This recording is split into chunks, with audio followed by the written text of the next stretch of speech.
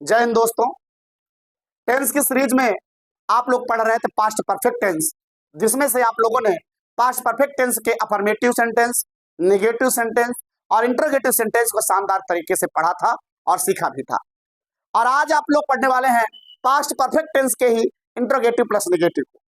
इसको पढ़ने वाले हैं इंटरोगेटिव प्लस नेगेटिव को। जहां भी इंटरोगेटिव की चर्चा हो वहां पर टाइप आपके दो हो जाते हैं। पहला टाइप वो होता है जब प्रश्नवाचक शब्द वाक्य के प्रारंभ में आए तो उसकी अंग्रेजी हम नहीं लिखते हैं बल्कि सहायक क्रिया से प्रारंभ करते हैं।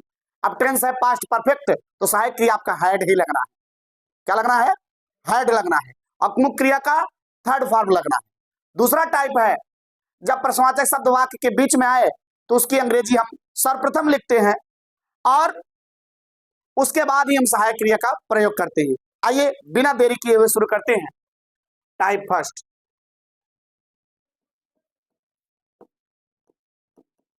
टाइप फर्स्ट जब प्रश्नवाचक शब्द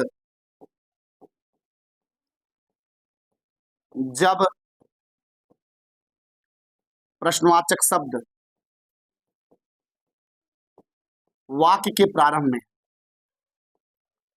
प्रश्नवाचक शब्द वाक्य के प्रारंभ में आए।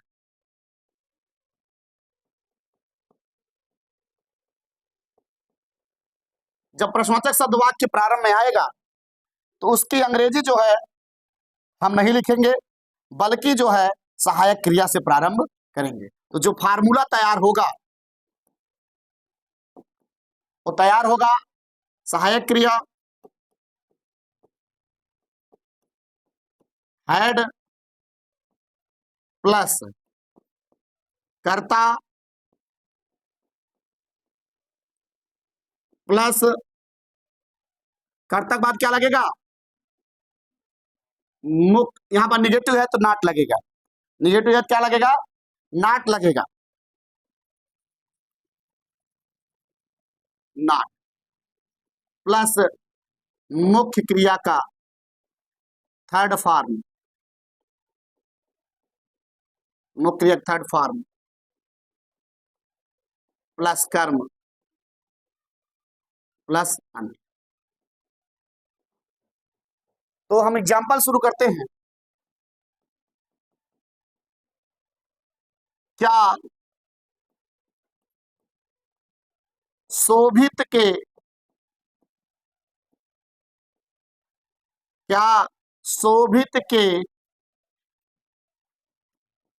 खाने से पहले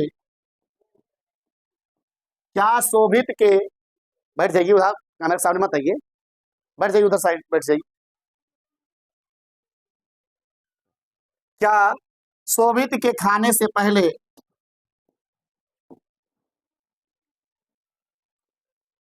मोहन नहीं जा चुका था? मोहन नहीं जा चुका था। प्रश्नवाचक चिन्ह, प्रश्नवाचक चिन्ह लगाना कहीं ना भूलिए। ठीक है। यहां पर जो मैंने बार बार चर्चा किया कि पास्ट परफेक्ट टेंस में दो हिस्से होते हैं। एक वो हिस्सा जो पास्ट परफेक्ट के अनुसार चलता है और एक वो हिस्सा जो पास्ट इंडेफिनिट के अफर्मेटिव के अनुसार चलता है। तो जिसमें जा चुका था, चुकी थी, वो अगर हिस्सा है तो उसको हमें लेके चलना है, पास्ट परफेक्ट टेंस के अनुसार हल करना है। और जो आपका शेष बचता है शोभित के खाने से, जो दूसरा हिस्सा है उस हिस्से को ले चलना है किसकी तरफ से? उस हिस्से को ले चलना है पास्ट इंडेफिनिट की तरह। किसकी तरह रखना है? पास्ट इंडेफिनिट के अफर्मेटिव की तरह। पहले की अंग्रेजी हम बीच में लिख लेंगे। सबसे पहले मोहन नहीं जा चुका था।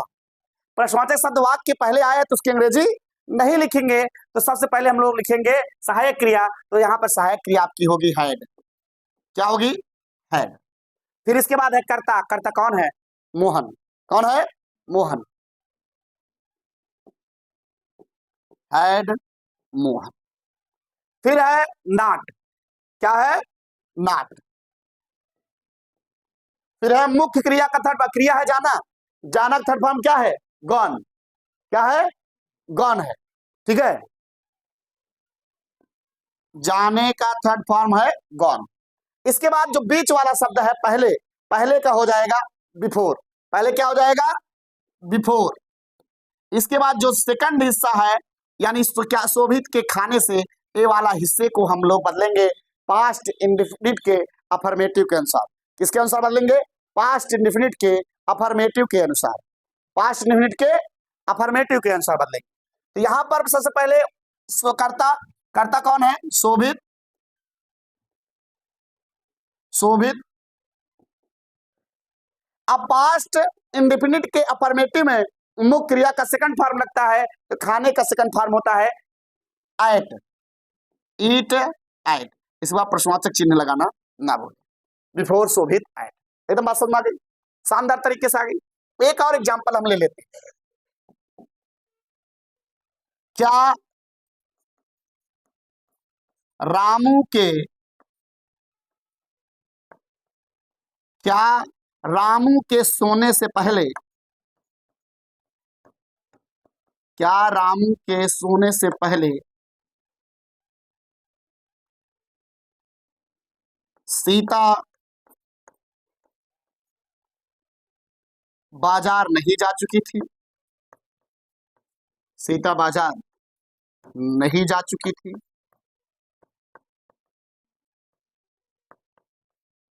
नहीं जा चुकी थी। यहां पर भी वही दो हिस्से, मैंने बार बार आपको बताया, जब पास्ट परफेक्ट आ जाए तो उसमें अधिकतर जो उदाहरण आते हैं उसमें दो हिस्से होते हैं। पहला हिस्सा वो होता है जिसमें जा चुका था, चुकी थी होगा, उस हिस्से को हम लोग पहले हल करते हैं। इसके बाद एक दूसरा हिस्सा आता है जिसको हम लोग पास्ट इंडेफिनिट के अफर्मेटिव के अनुसार हल करेंगे। सीता बाजार नहीं जा चुकी थी, इसको हम इस टेंस के अनुसार बदलेंगे, सहायक क्रिया सस्पेंड, क्योंकि प्रश्नवाचक शब्द सबसे पहले आया है तो सहायक क्रिया शुरू करेंगे, तो सहायक क्रिया क्या हो जाएगी? हैड। फिर है कर्ता, कर्ता कौन है? सीता, सीता। मैं बार बार कहता हूं जिसमें चुका था, चुकी, तो उसी को पहले हल करेंगे, ठीक है? तो हैड सीता। इसके बाद क्या लगेगा? नॉट। क्या लगेगा? नॉट। फिर है मुख्य क्रिया का थर्ड फॉर्म, मुख्य क्रिया है जाना, जाना का थर्ड फॉर्म गो, वेंट, गॉन। तो थर्ड फॉर्म क्या आ गया? गॉन आ गया। थर्ड फॉर्म क्या आ गया? गॉन आ गया। फिर है कर्म, कहा जा चुकी थी? बाजार, गॉन टू मार्केट। बीच में बिफोर को सल्टा दो, पहले को, पहले को जब हल कर क्या हो जाएगा? बिफोर। फिर जो हिस्सा है दूसरा उसको पास्ट इंडेफिनिट के अफर्मेटिव के अनुसार, मैं बार बार बोल रहा हूं। इसमें यहां पे कर्ता कौन है? रामू।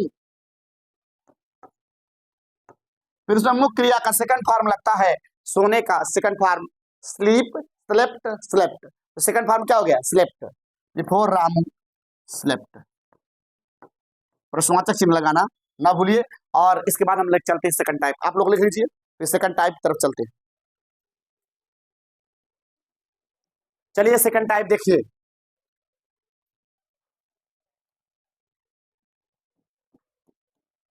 सेकंड टाइप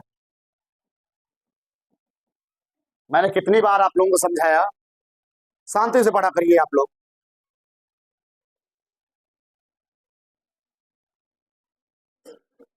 जब प्रश्नवाचक शब्द, जब प्रश्नवाचक शब्द वाक्य के बीच में आए, जब प्रश्नवाचक शब्द वाक्य के बीच में आए, तो मैंने बहुत बार बताया आप लोगों को, जब प्रश्नवाचक शब्द वाक्य के बीच में आता है तो उसकी अंग्रेजी हम सर्वप्रथम लिखते हैं। तो जो आपका फार्मूला तैयार होगा, जो आपका फार्मूला तैयार होगा वो कुछ इस तरह से तैयार होगा।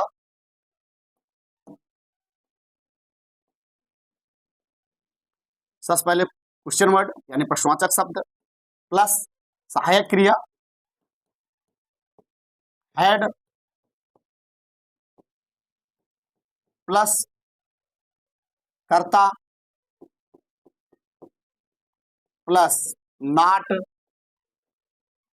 प्लस मुख्य क्रिया का थर्ड फॉर्म, मुख्य क्रिया का थर्ड फॉर्म प्लस कर्म प्लस ठीक है, एक मैं सिंपल सा ले लेता हूं, एक मैं सिंपल सा एग्जांपल पकड़ लेता हूं। क्या वे पेड़ पर नहीं चढ़ चुके थे? क्या होता? अच्छा हो, सॉरी, बीच में बोलना है। हाँ, दूसरा टाइप है, तो इसको फिर से मैं एग्जांपल बोल दे रहा हूं। वे क्यों नहीं वे क्यों नहीं पेड़ पर चढ़ चुके थे? वे क्यों नहीं पेड़ पर चढ़ चुके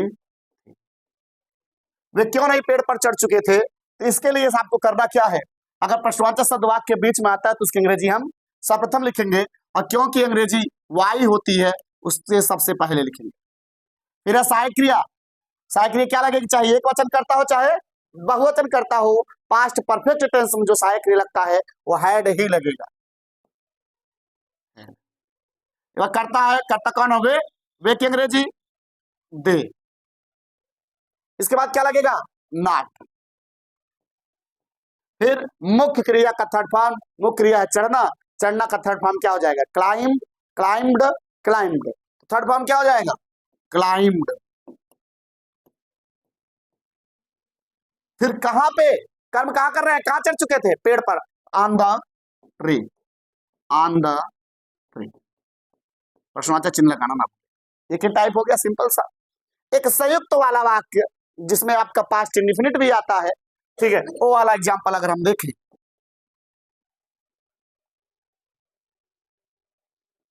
तुम्हारे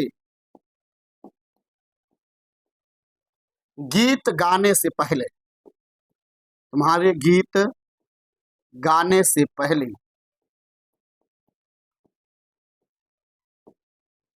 मोहन, बार बार मैं मोहन ही नाम ले रहा हूं, दूसरा ले रहा हूं, राहुल ढोलक क्यों नहीं बजा चुका था? क्यों नहीं बजा चुका था? क्यों नहीं बजा चुका था? यहां पर वही है, दो दो चीजें हैं। जब आपका संयुक्त आता है तो संयुक्त में जो है दो हिस्से होते हैं, एक पहले से पहले वाला, एक पहले से बाद वाला। एक ये हिस्सा है जो पास्ट परफेक्ट के इंटरोगेटिव प्लस निगेटिव के अनुसार चलेगा, एक ये है जो पास्ट इंडेफिनिट के अफर्मेटिव के अनुसार चलेगा। मैं बार बार समझाया, इसमें चुका था, चुकी थी होगा, उसको हम लोग पहले ट्रांसलेट करेंगे। यहां प्रश्नवाचक शब्द सबसे बीच में आया है, प्रश्नवाचक शब्द बीच में आया है तो उसकी अंग्रेजी सबसे पहले लिखेंगे। तो क्योंकि अंग्रेजी क्या हो जाएगी? वाई। क्या हो जाएगी? वाई। इस बार सहायक के लिए क्या लगेगी? हैड। क्या लगेगा? हैड। फिर लगेगा कर्ता, कर्ता कौन है? राहुल। कौन ढोलक बजाया बेटा? राहुल। इसके बाद नॉट। मुख्य क्रिया है बजाना, बजाने को ही प्ले बोलते हैं। जैसे बांसुरी बजाने का प्ले फ्लूट, फ्लूट, ढोल बजाने का प्ले ड्रम, बस है ना। तो यहां पे बजाने का जो अर्थ हो इंग्लिश लिया जाएगा वो लिया जाएगा प्ले, और प्ले का थर्ड फॉर्म क्या हो जाएगा? Played, drum. इस बात तो पहले के अंग्रेजी लिखेंगे क्या हो जाएगा? बिफोर। और ये जो हिस्सा है वो पास्ट इंडेफिनिट के अफर्मेटिव के अनुसार चलेगा, तो उसमें भी पहले कर्ता लगता है तब मुख्य क्रिया का सेकंड फॉर्म लगता है। तो कर्ता कौन है? तुम्हारे, अर्थात यू, कर्ता के रूप में है यू, ठीक है।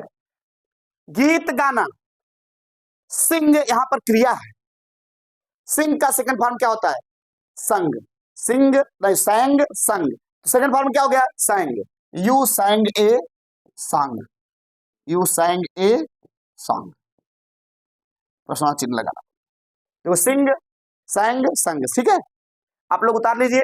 और ये आपका जो है पास्ट परफेक्ट टेंस यहीं पे समाप्त होता है। फिर से मिलेंगे हम नेक्स्ट वीडियो में पास्ट परफेक्ट कंटिन्यूअस टेंस के साथ। किसके साथ मिलेंगे? पास्ट परफेक्ट कंटिन्यूअस टेंस के साथ। आज के लिए बस इतना ही। जय हिंद।